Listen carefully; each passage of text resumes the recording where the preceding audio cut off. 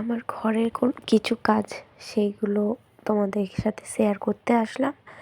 তো দেখো, আমাদের এখন ঘরের এই সিলিংগুলো খুলে ফেলা হচ্ছে। এই বেড়াগুলো খুলে দেবে, যেটাকে বলা হয় সিলিং করা, সেই সিলিংটাকে খুলে ফেলবে। আমার না খুব ঠান্ডা লেগেছে, ওই জন্য ভয়েসটা হয়তো একটু ভারী আসতে পারে, শরীরটা খারাপ সেই জন্য।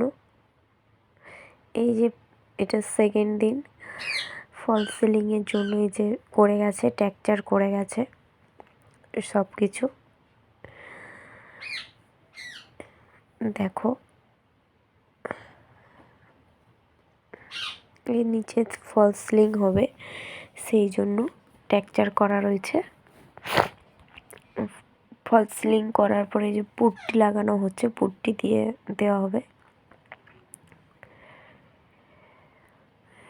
এই যে পুট্টি মিস্ত্রি পুট্টি করছে পুরো। পুট্টি করার পরে রং মিস্ত্রিকে কাজে লাগিয়ে দিয়েছিল, তারপরের দিনকে রং মিস্ত্রি রং করছে।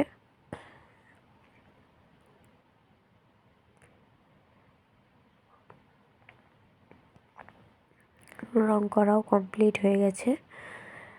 এদিকটায় গোলাপি কালার দেওয়া হয়েছে, পিঙ্ক, একদিকে ভায়োলেট আর একদিকে ক্রিম কালার, তিনটে কালার হয়েছে। এইটা যেমন ভায়োলেট হয়েছে,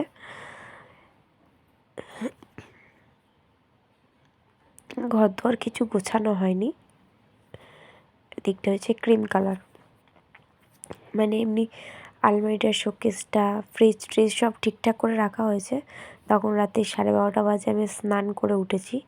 স্নান করে উঠে রিলস বানাচ্ছিলাম, তাই জন্য একটু ভিডিও করছিলাম।